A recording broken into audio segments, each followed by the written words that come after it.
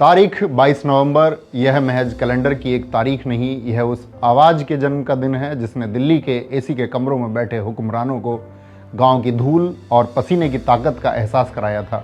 नाम मुलायम सिंह यादव, जिन्हें दुनिया नेताजी कहती है, लेकिन वो असल में भारत की उस मिट्टी के बेटे थे जिसे सदियों तक हाशिए पर रखा गया। वो सैफई के अखाड़े से निकले एक बेहतरीन पहलवान थे, लेकिन उन्होंने कुश्ती सिर्फ मिट्टी पर नहीं लड़ी, उन्होंने कुश्ती लड़ी सियासत के उस अखाड़े में जहां बड़े बड़े रसूखदार भी उनके सामने घुटने टेक देते थे। वो राजनीति में आने से पहले एक शिक्षक यानी मास्टर साहब थे।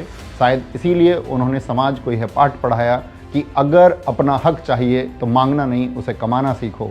नेताजी का विजन सिर्फ एक राज्य तक सीमित नहीं था। जब वो देश के रक्षा मंत्री बने तो उन्होंने भारतीय सेना के लिए ऐसे फैसले लिए जो इतिहास बन गए, जिन्होंने -50 डिग्री के हार्ड कपा देने वाले तापमान में सियाचिन ग्लेशियर पर जाकर जवानों का हौसला बढ़ाया। और आज अगर सीमा पर शहीद होने वाले जवान का पार्थिव शरीर सम्मान के साथ उसके घर आता है तो यह नियम बनाने वाले कोई और नहीं, नेताजी ही थे, क्योंकि वे एक माँ और परिवार के दर्द को समझते थे। इतना ही नहीं, भारत की वायुसेना को आसमान का सिकंदर बनाने के लिए सुखोई 30 जैसे खतरनाक लड़ाकू विमान का सौदा भी नेताजी ने ही किया था। चीन और पाकिस्तान की आंखों में आंखें डालकर बात करना उन्होंने ही सिखाया था। नेताजी एक बार, दो बार नहीं बल्कि 3 बार उत्तर प्रदेश के मुख्यमंत्री, 10 बार अलग अलग सीट से विधायक और 7 बार सांसद बने और प्रदेश के बिगड़े हालात को सुधारा।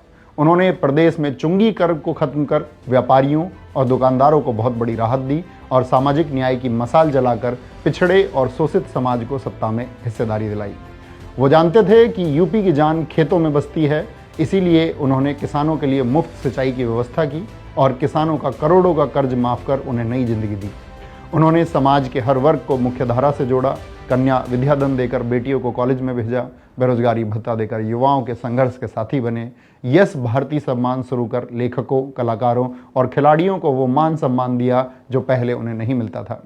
नेताजी भले ही आज हमारे बीच शरीर रूप में नहीं है, लेकिन जब तक इस देश का किसान अपने खेत में पसीना बहा रहा है, जब तक एक गरीब का बेटा अपनी लड़ाई लड़ने के लिए खड़ा है, तब तक नेताजी जिंदा रहेंगे। सियासत के उस अमर पहलवान और धरती पुत्र श्री मुलायम सिंह यादव जी को आज 22 नवंबर उनके जन्मदिन पर मेरा उनको नमन। जय हिंद, जय भारत।